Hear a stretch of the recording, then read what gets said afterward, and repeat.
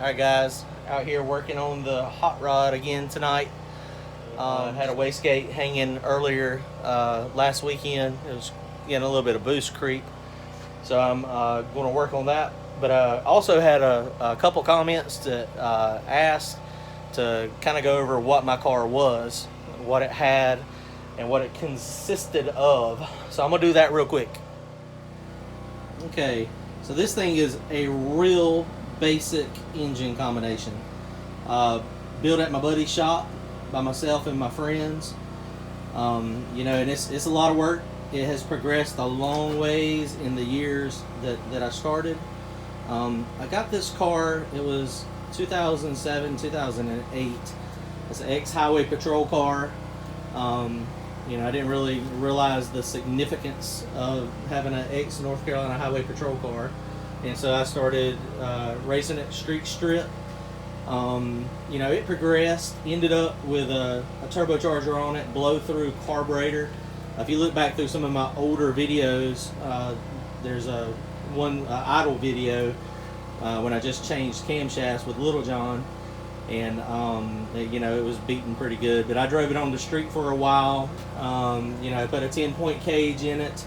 Then it started progressing, kept getting faster and faster and faster. And then kind of the thing that pushed me over the edge to take it off the street, there was a cat up north somewhere. I don't remember where it was.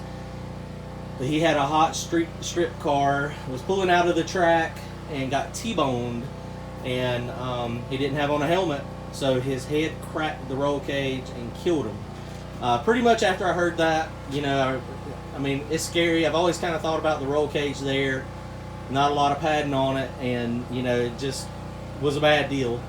And so that, you know, I just gotten married and had a son, and I was like, it's just not worth it. If I'm going to be in the race car with a roll cage around me, I'm going to have on the proper, you know, safety equipment.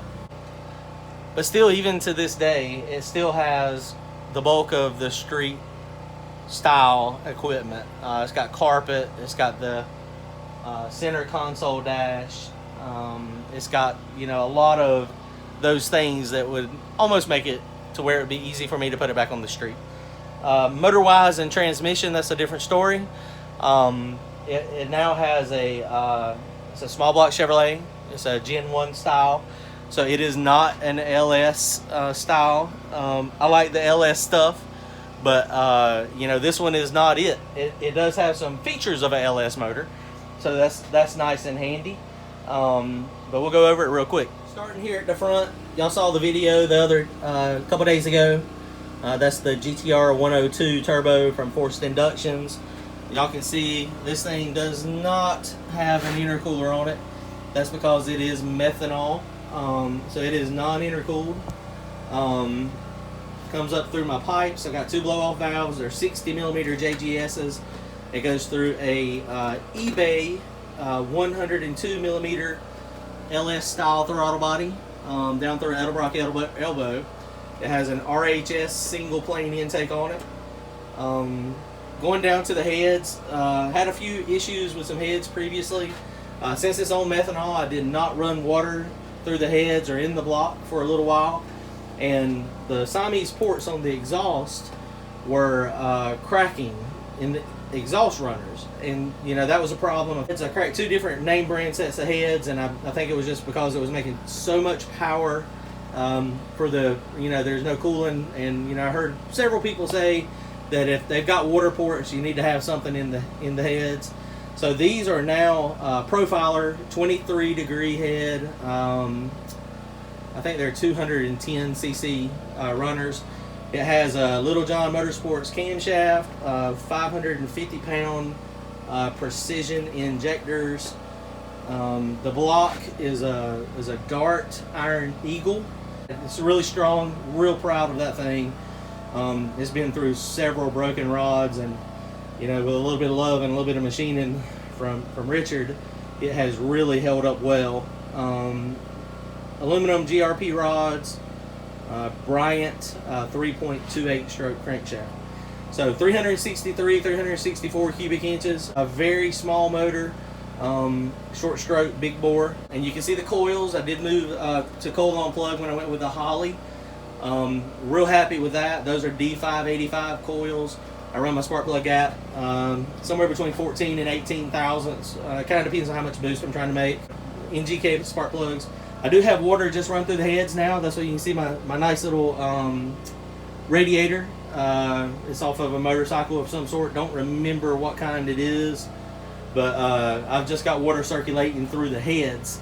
Has a solid head gasket on it, and so water comes out through the port where the thermostat was, and so it's down there, and then it circulates through the pump and back through the back of the intake. And so basically it's just going through the heads, just trying to keep the hot spots off the heads. Little 3.5 gallon fuel cell.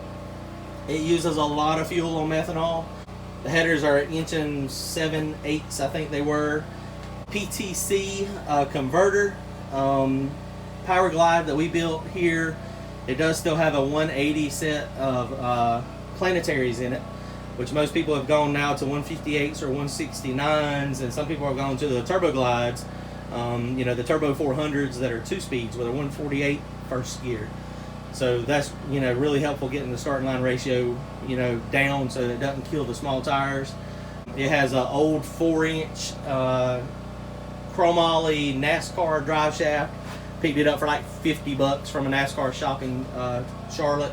8.8 rear end with Moser 35 spline axles and 35 spline spool. It has aerospace front brakes. The back brakes are stock disc brakes off of a 86 SVO, and so that worked out pretty good the way it set up. So overall, it's got you know, a pretty simple combination. It's very user friendly, very budget oriented, and it probably makes about 1,800-ish horsepower. At some point here, I'll share a time slip with you guys, but it's going to be a little while since the no time world is still kicking strong. All right, that's the basic rundown. Thanks.